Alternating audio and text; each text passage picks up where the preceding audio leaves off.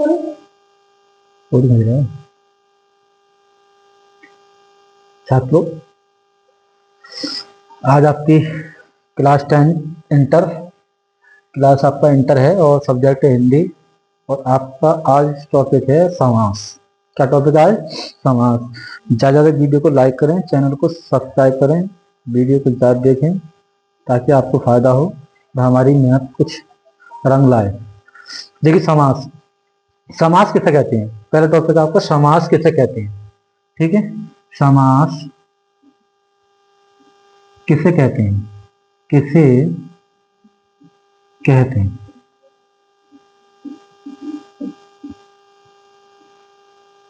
अब देखिए परिभाषा की,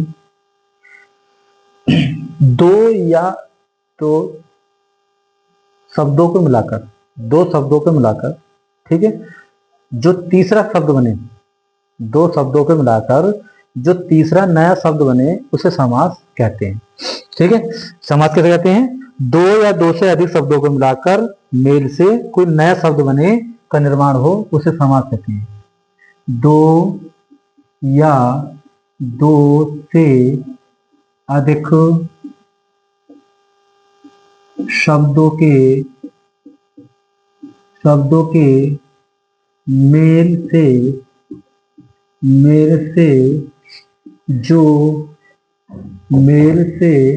जो नया शब्द बनता है उसे समास कहते हैं।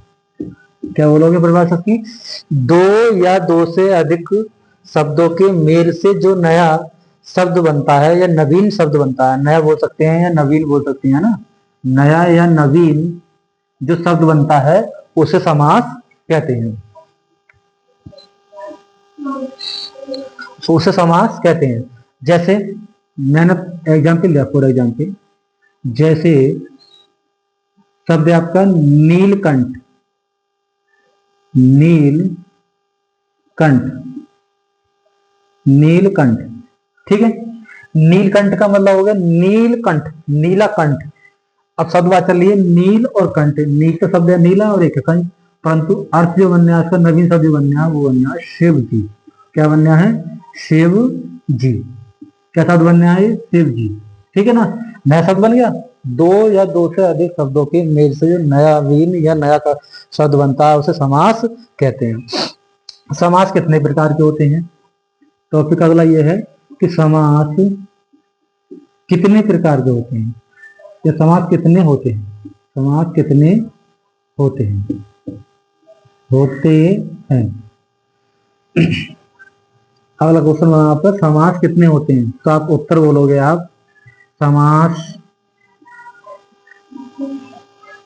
6 होते हैं। क्या समास होते हैं आपके? 6 समास होते हैं। ठीक है, क्या समास होते हैं? 6 समास होते हैं। अब 6 समासों में नाम देखिए। नंबर 1 है आपका अवयवी भाव, अवयवी भाव समास। नंबर 2 हो गया आपका तत्पुरुष समास, तत्पुरुष समास, तत्पुरुष समास। नंबर 3 बोलोगे आप कर्मधारय समास, कर्मधारय समास। और नंबर 4 बोलोगे आप द्विगु समास। क्या बोलोगे इसे? द्विगु, द्विगु। क्या बोलते हैं? द्विगु, द्विगु समास। नंबर 5 बोलोगे आप बहुव्रीहि समास, बहुव्रीहि समास। ये भी आपका समास। ठीक, और नंबर 6 बोलोगे आप, एक और रह गया है द्वंद्व समास, द्वंद्व समास। ठीक है, द्वंद्व समास। देखिए अब देखिए पहचान देखिए, अवयव भाव की पहचान सबसे बड़ा सवाल है कि इसमें कोई ना कोई उपसर्ग, सबसे पहले उपसर्ग लगा होता है। क्या होता है? उपसर्ग। क्या लगा होता है इसमें? उपसर्ग।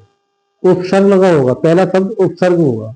ठीक है, जैसे यथाशक्ति, अनुकूल, उपगंगा, ठीक है, प्रत्येक, प्रत्यक्ष, इस तरह के शब्द होंगे तो वहां पर अव्ययभाव समास होगा। तत्पुरुष समास में आपके इसमें होते हैं आपके एक वचन, दो वचन, और सॉरी कर्ता, कर्म, कारक, इस तरह की संधि होंगी आपकी। ठीक है, कर्ता अनेक, यहाँ पे कर्ता ने, कर्म से, कारण, यहाँ कारण के द्वारा, ये संपादन, अपदान, इस तरह की कंडीशन में होंगे तो हाँ तत्पुरुष समास होगा। कर्म धारय में आपका कर्म प्रधान होता है। ठीक है, जैसे कर्म धारय मतलब जैसे आप बोल सकते हैं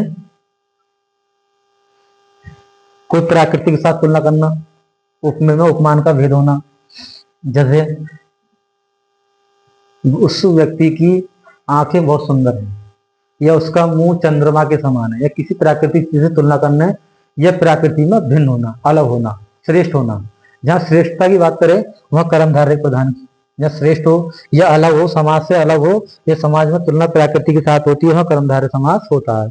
दिगु, दिगु में होता है पहली संख्या होती है संख्यावाचक, जैसे दो पाई, चार पाई, त्रिपैया, त्रिकोण, त्रिभुज, इस तरीके से।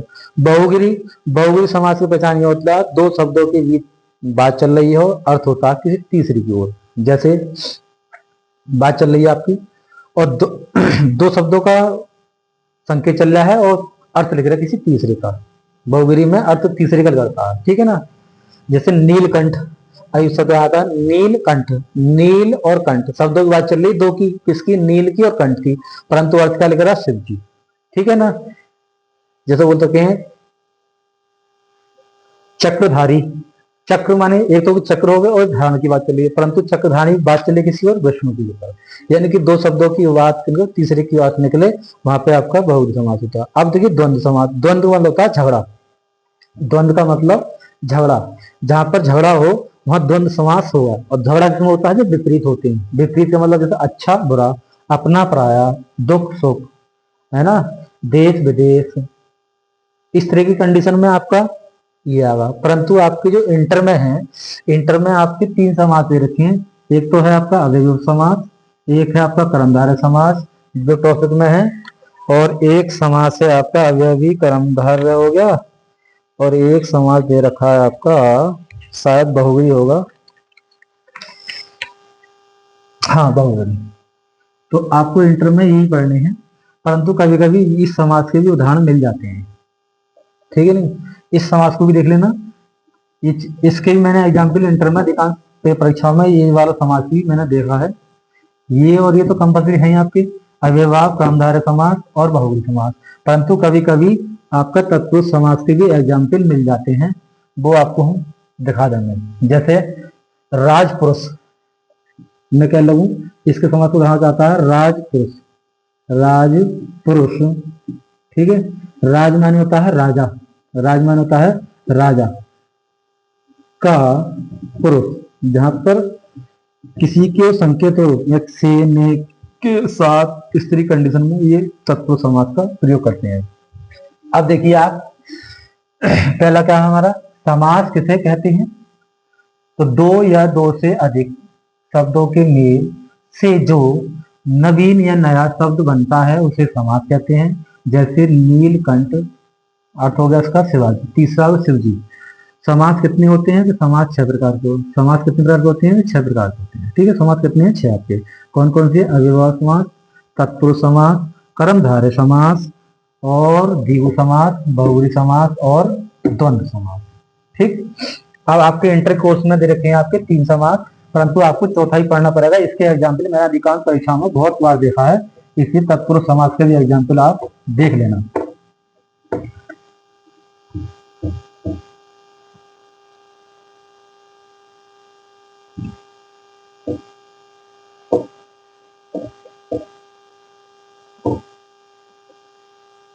आपसे पूछता समाज कितने होते हैं, इनके नाम बताइए, तो आपको नाम बताना है। समाज कितने होते हैं? 6 होते हैं, काम खत्म। पहला समास है आपका, इसमें दे रखा आपका अवयवी भाव समास, अवयवी भाव समास, अवयवी भाव समास, अवयवी भाव समास। ठीक, तो अभी मैंने कहा था कि समास की सबसे बड़ा सरल तरीका है कि इसमें कोई ना कोई शब्द क्या होगा, उपसर्ग होता है। जैसे पहला एग्जाम्पल दे रखा है यथा शक्ति, यथा, यथा शक्ति। ठीक, तो क्या बोलोगे, अब जो हम हाई स्कूल में पढ़े आपने तो डायरेक्ट था यथा शक्ति के अनुसार, क्या था उसमें, हाई स्कूल में जो पढ़ा था आपने वो उसमें सरल थे समास आपके, तो यहाँ बोल देते हैं आपके शक्ति के अनुसार, शक्ति के अनुसार है, यथा शक्ति, शक्ति के अनुसार ये समास विग्रह होगा।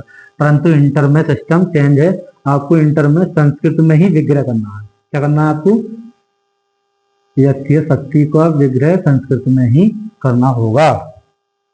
ठीक है, यथा शक्ति, तो इसका विग्रह होगा आपका शक्ति, शक्ति का जाएगा सत्यम, और अब हो जाएगा अंति क्रमे, शक्ति अनति क्रमे। देखिए शक्ति, शक्तिम अंतक्रियम, जहां पे यथा के साथ आ गए तो उसके साथ अनतिक्रियम रहेगा, अंतिक्रियम रहेगा, क्रियम रहेगा। अब आएगा यथा कम, एक और इसका एग्जाम्पल, यथा कामश, कामम, यथा तो कामम, यथा कामम शब्द है आपका, तो इसे कैसे बनाओगे, यथा के लिए बना दोगे, ये शक्ति थी तो क्या लगाओ कामम, क्या लगाओगे कामम, और अंतिक्रिमे, अंतिक्रिमे क्या बना दोगे, अंतिक्रिमे, यानी कि इसे बोलोगे इच्छा अनुसार या शक्ति अनुसार, और इसे बोलोगे आपकी शक्ति के अनुसार, शक्ति के, हाँ ये शक्ति के अनुसार, सही हिंदी में शक्ति के अनुसार, ये बार बताया था ना, शक्ति के अनुसार। यथा कामम, यथा कहते हैं ना कामना अनुसार, यानी इच्छा अनुसार, इसे बोलोगे इच्छा अनुसार, इच्छा अनुसार। यथा कामम क्या कहते हैं, जैसे तुम्हारी कामना हो वैसे दान कीजिए, है ना, कहते हैं ना जो आपकी श्रद्धा हो वो ही आप दान दीजिए, तो इच्छा कामना, यथा कामना मतलब जो आपकी कामना हो, यानी कामम अनित्य के आराम, इच्छा अनुसार। तो जब जहां पे आपको दिखाई दिया जाए यथा शब्द के आगे, तो यथा का मतलब उसका, यथा का याद शब्द याद रखना तुम्हें, अनतिक्रम है, अनित्य के क्रम है। ठीक है, अब आइए अगले टॉपिक आते हैं, इस टाइप के संदर्भ आते हैं उपगंगा, उपगंगड़ाम, उपगंगड़ाम, उपगंगड़ाम शब्द क्या है, उप का मतलब होता है समीप, उप का मतलब क्या होता है, समीप। ठीक है, उप का मतलब क्या होता है आपका, समीप। क्या बोलोगे, अब गंगड़ाम है ये, तो गंगड़ाम क्या होता है, गंगड़ाए, क्या बोलोगे संस्कृत में आपको, गंगड़ाए, गंगड़ाए। ठीक, अब उप का मतलब होता है समीप, क्या बोलोगे, समीपे, क्या बोलोगे, समीपे।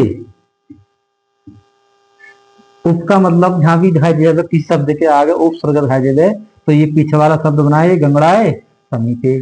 ठीक है, यह गंगा के समीप, गंगा के, गंगा के समीप या पास, समीप मतलब होता है पास। ठीक है, देखिए और बताइए एग्जाम्पल देखिए इसके, उपराज्य, उपराज्यम। ठीक है, उपराज्यम, तो क्या बोलोगे, उपराज्य बोलोगे,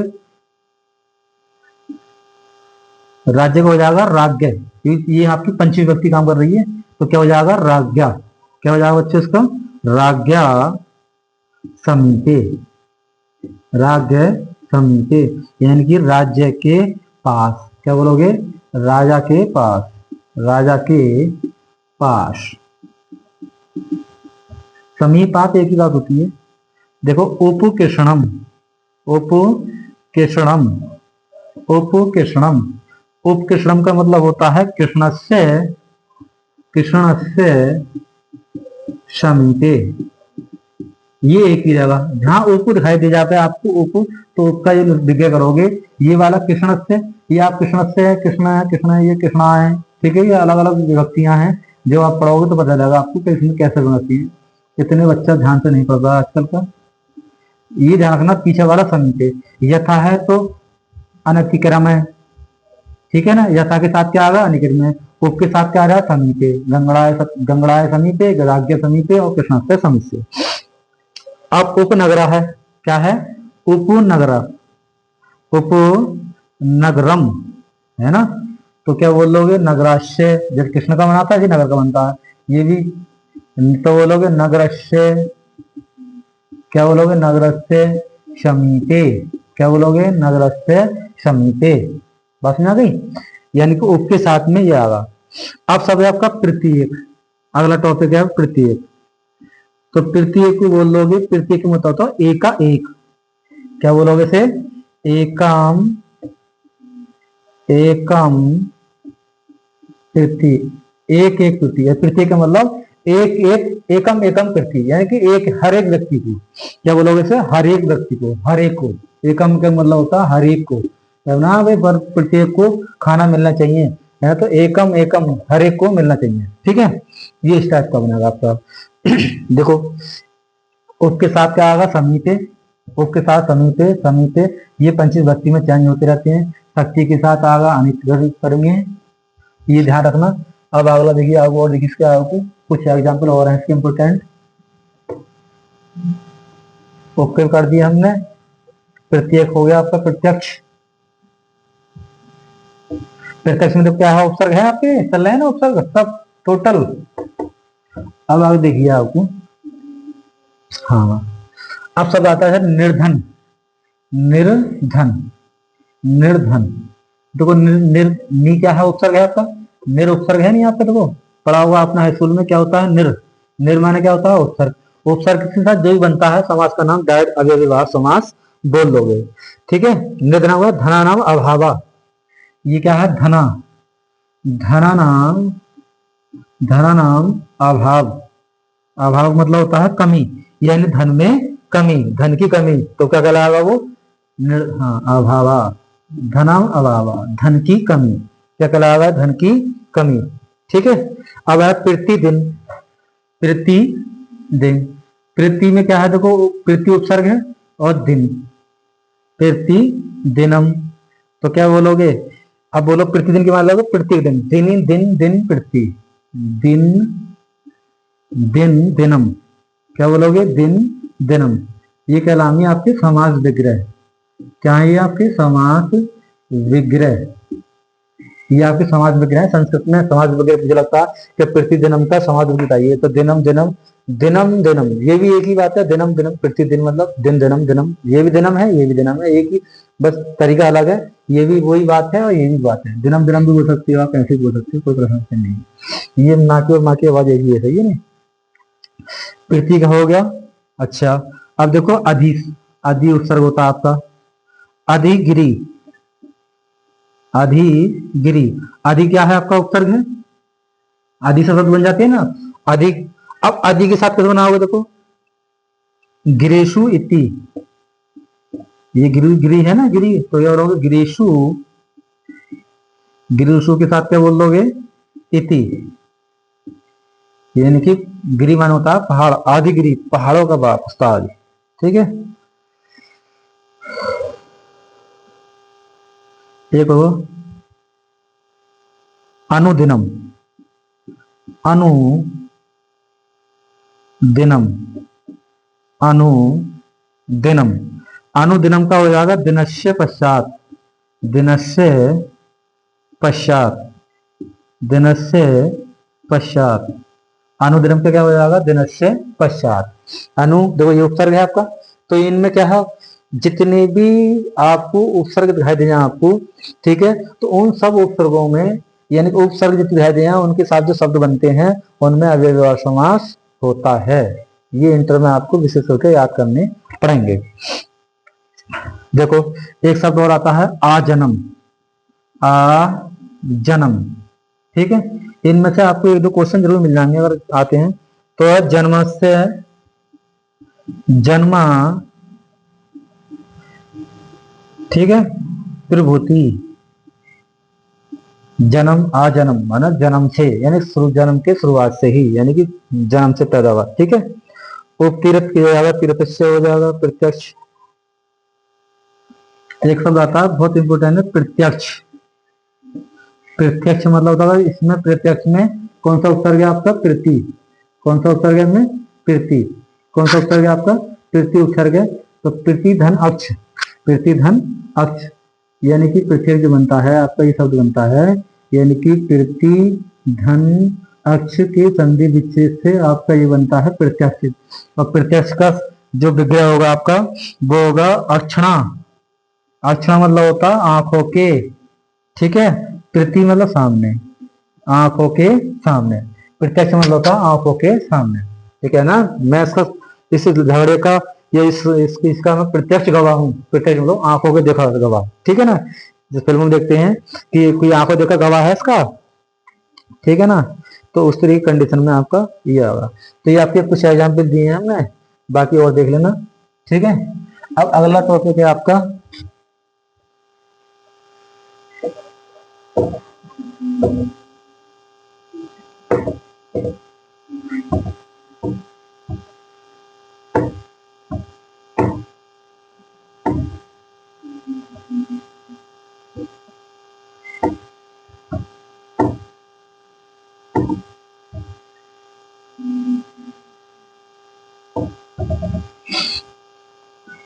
अब है कर्मधारय समास।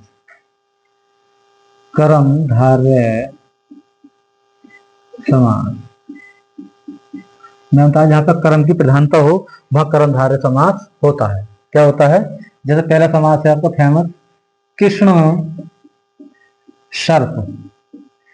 अब इसमें विशेषता बताई जाती है। विशेषता क्या हो जाएगी, कृष्ण मीन होता है काला, और सर्प माने क्या होता है, सांप।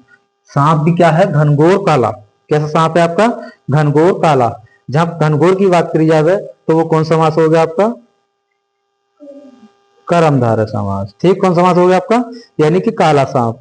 कृष्ण यहां बोलोगे, ठीक है, कृष्णा, कृष्णा सर्पा, कृष्णा सर्पा, यानी कि काला सांप। कृष्णा माने काला और सर्प माने सांप, कृष्ण सर्प, ठीक है। अगला है विद्या धनम। विद्या, विद्या, ये विद्या धनम, ठीक है। विद्या धनम, विद्या धनम का मतलब हो गया, देखिए, तो विद्या में क्या हो गया, विद्या अलग हो गई और वह धन, विद्या एवं धन, धनम, विद्या एवं धनम, यानी कि विद्या रूपी धन। विद्या धन का बोलोगे, विद्या रूपी धनम। क्या बोलोगे,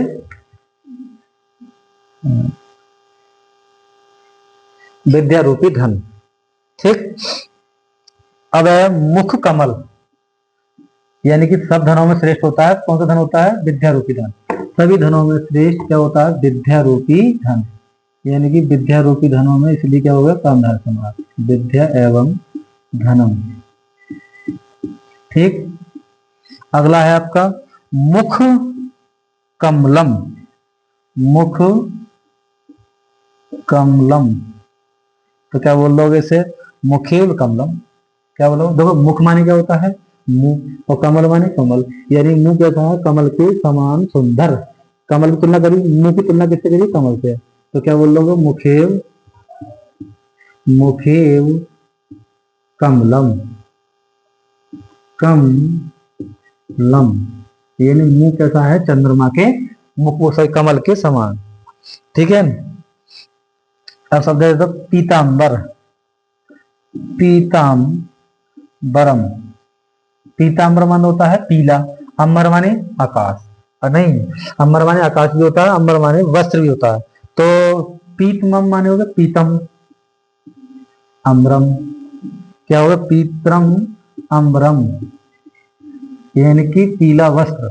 अम्बर माने वस्त्र, यानी वस्त्र कैसा है, पीला। विशेष हो गए ना, साधु महात्माओं का होता है ना ये वस्त्र, तो क्या हो जाएगा विग्रह इसका, ये चल रहे हैं उसके विग्रह, ठीक है, यानी कि पीला वस्त्र। पीताम्बरम मतलब होगा पीला वस्त्र, ठीक है, पीताम्बरम, अब बोल रहे श्वेताम्रम, श्वेत, श्वेता अम्बरम, श्वेताम्रम। ठीक है, तो क्या बोल लोगे? श्वेताम, श्वेताम और अम्बरम, श्वेताम अम्बरम। ठीक है, श्वेताम अम्बरम क्या बोल लोगे? सफेद वस्त्र।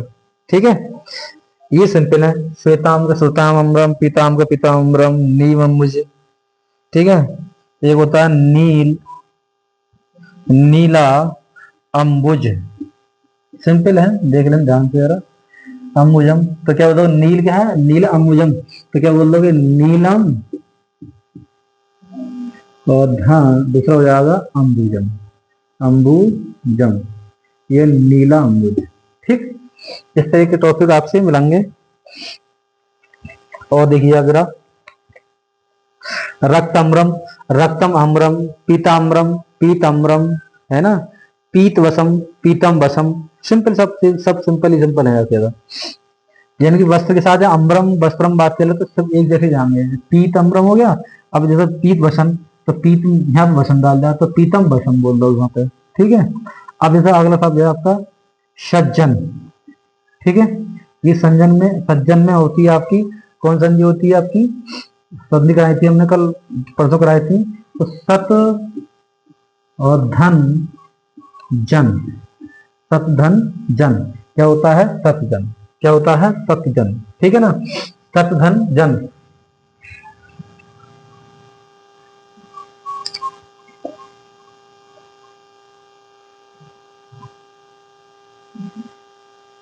सज्जन का सतजन, रक्त वर्णम हो गया, ये भी ऐसे ही जाएगा। घनश्याम, देखिए घनश्याम, घन श्यामा तो क्या बोल दोगे? घना, घनश्याम अलग अलग हो गए, दो नाम हो गए, है ना। तो क्या बोल दो? एक बोल दो घनम, या बोल दो घनम एवं श्यामम। जहां दो नामों की बात आ जाए तो वहां पे एवं के साथ जोड़ देंगे।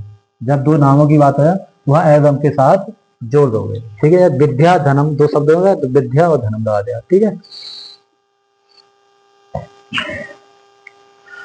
वीडियो को लाइक करें, चैनल को सब्सक्राइब करें, ज्यादा ज्यादा बच्चों को जुड़वाएं।